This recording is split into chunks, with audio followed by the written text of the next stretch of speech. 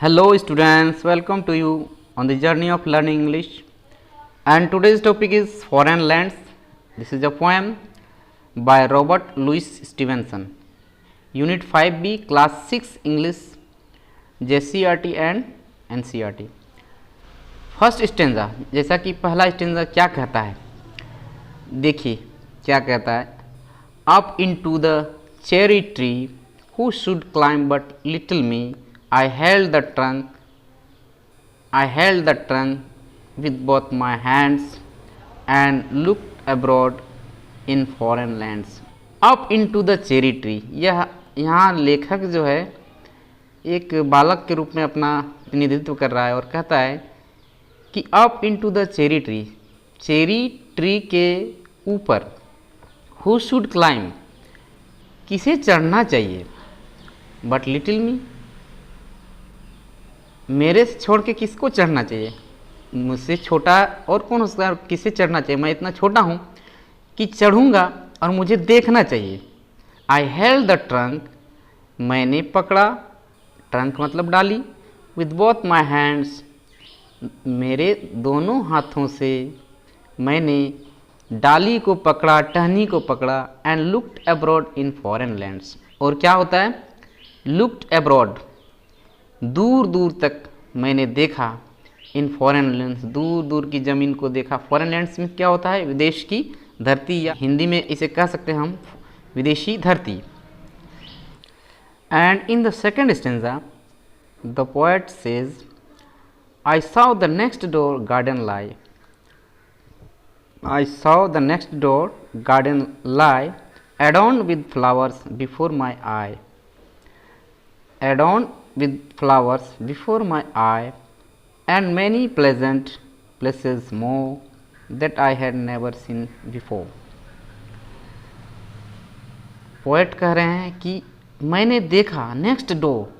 Next door का मतलब यहाँ अगला दरवाज़ा नहीं, यानी आपके पड़ोस में जो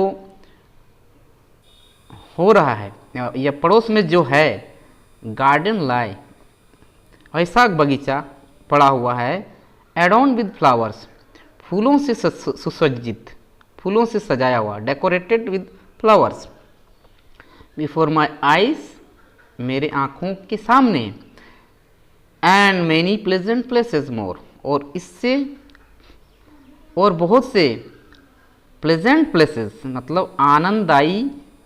स्थान जो देखने से सुकून पहुँचे, और अधिक ये जो देखने को मिल रहे हैं, that I have never seen before, जिसे मैंने never seen before, I had never seen before, मैंने इससे पहले कभी नहीं देखा है. तो यह पोएट यह कहना चाह रहे हैं कि जो मैंने कभी पहले नहीं देखा इस दुनिया में, और अपने घर के अंदर ही मैं बंद रहा और दुनिया देखा नहीं. और ये पंक्तियों के माध्यम से वो कहना चाहते हैं कि दुनिया बहुत बड़ी है और बहुत सुंदर है. तो इसी प्रकार ये नेक्स्ट डोर गार्डन लाई, बगीचा बगल में देख रहे हैं, उसके सामने, आँखों के सामने सुंदर सुंदर दृश्य दिख रहे हैं. और क्या क्या दृश्य दिखते हैं, चलिए आइए देखते हैं इसके तीसरे स्टेंजा में. The third stanza the poet says, I saw the dimpling river pass,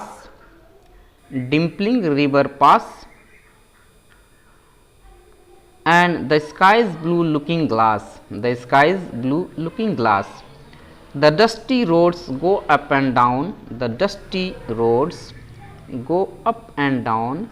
with people tramping into town,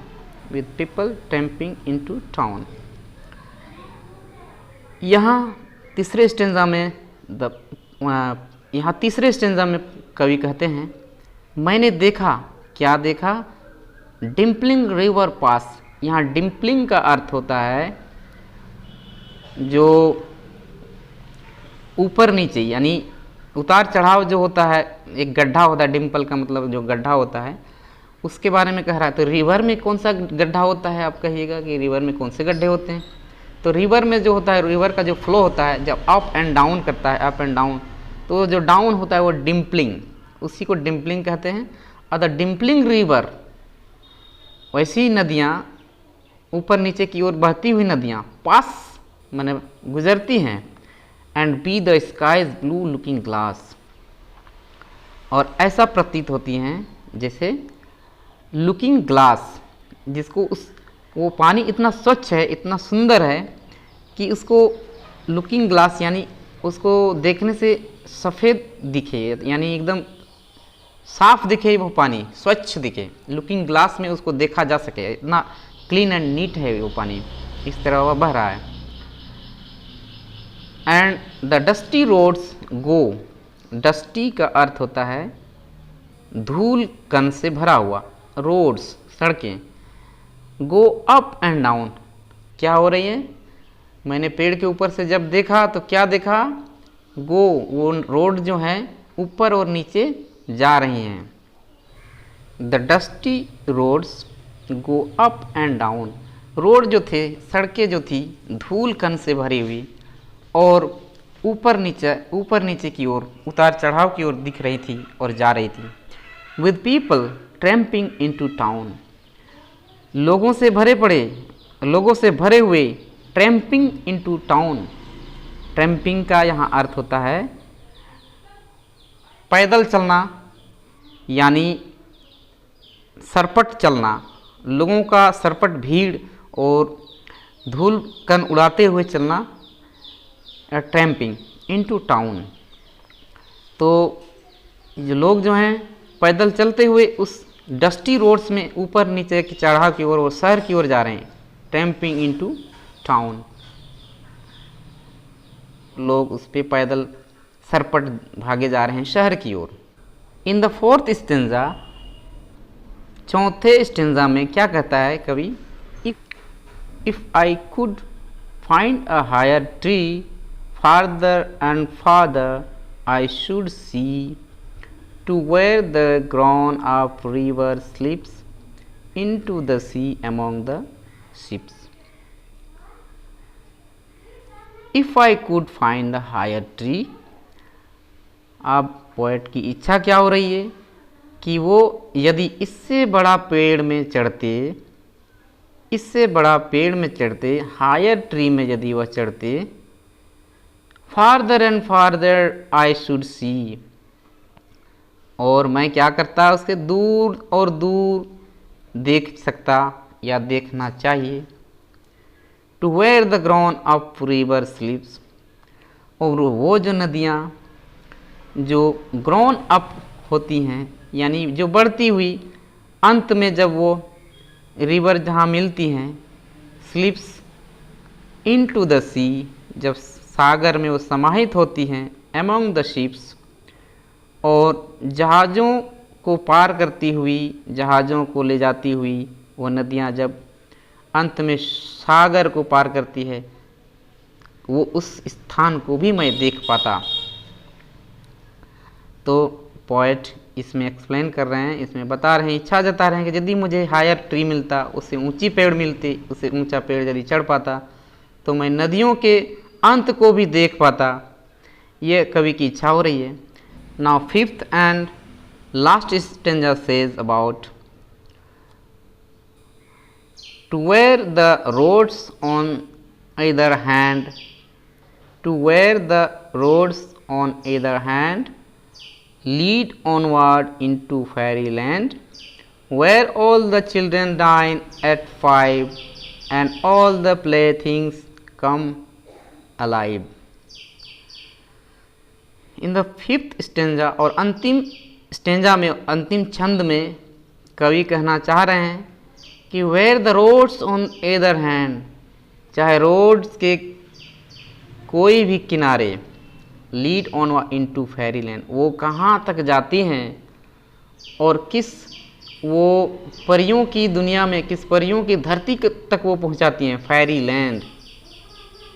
इसको शायद मैं देख पाता। Where all the children dine at 5, जहाँ सारे बच्चे बैठकर भोजन करते और एक साथ मिलकर आनंद उठाते। All the children dine at 5, जहाँ 5 बजे सब बच्चे अपना डिनर करते। And all the playing and all the playthings come alive, और सारे जो खेलने की वस्तुएं होंगी और सारे जो खेलने की वस्तुएं होती वो जीवंत दिखती और दिखता हुआ प्रतीत होती,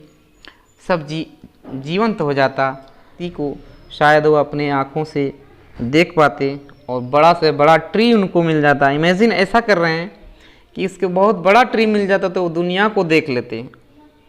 इससे यह पता चलता है कि कभी सारी दुनिया को देखा नहीं, वो बहुत सारा जगह घूमा नहीं, और जिस कारण से उसे यह इच्छा व्यक्त हो रही कि सारी दुनिया को देखे, सारा दुनिया किस तरह से दिख रहा है, पूरा वर्ल्ड, पूरा दुनिया, फॉरेन लैंड्स किस तरह से दिख रहे हैं, उनको किस तरह का चकाचौंध की दुनिया है। तो चिल्ड्रन, अब इसको यहीं पर हम लोग ख़त्म करते हैं इस स्टेंजा में। आशा है आप लोगों को अच्छा लगा होगा ये पोएम।